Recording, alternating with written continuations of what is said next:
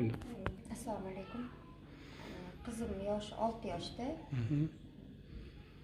Xudo xolisa 6 ga kiradi yaqinda. Yuzi birdaniga qiyshayib qoldi. Undan oldin sal og'riqlar bo'lgani o'tib ketdi. Bog'chadan keldi, yuzlari qiyshaygan, qo'rqib sirazi biz xo'jayinim bilan aytdilar, sirazi bu yoqqa olib kelaylik. Xo'jayinim ham xuddi shunaqa bir 6 yil, 7 yil oldin bitta ukolsiz, dorisiz doktorga borganimizda 2 varoq dori, gormonlar yozib berdi. Xo'jayinim tezda shifo topib ketdilar. Keyin men rozi bo'lmadim.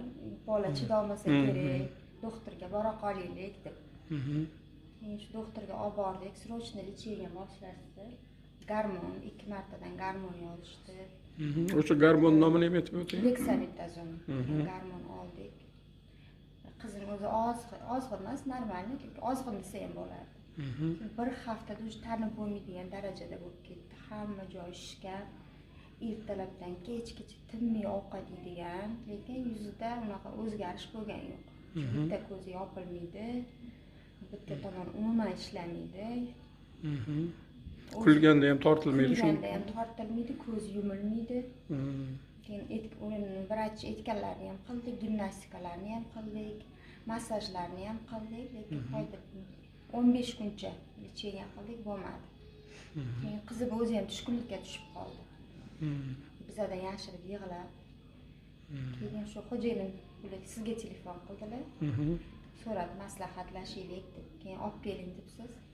Keyin Xudoga shukr, ikkinchi kundan уже sezildi. Hamma gormon, o'zi 3 oylik lecheniyalar, давление tushiradigan dorilar, nervni bo'shatadigan dorilar, hammasidan oldik. Hammasini to'xtatib tashladik lekin.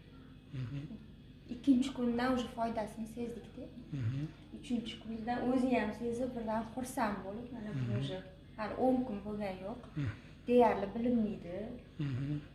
Ancha o'ziga kelib qolyapti, shukr, alhamdulillah. Xursandmiz. Biz chidolmaydi dedik, yo'q, sabr qilib chidayapti.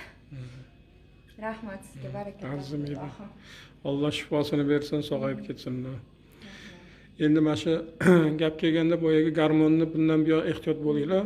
Hozir juda ko'p joyda Covidga bog'liq bo'lgan joyda, Coviddan keyingi holatda ham shu mana shu gormonni qo'yishyapti.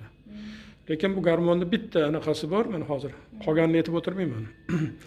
Shu tuzalib ketganlar ham shunday yaxshi, endi yaxshi bo'lganmi bo'lmagan bilmayman, lekin 1 yildan keyin oyog'i singan yo masalan shu sinishga sabab bo'lib qoladigan suyak mo'rtlashib ketadi.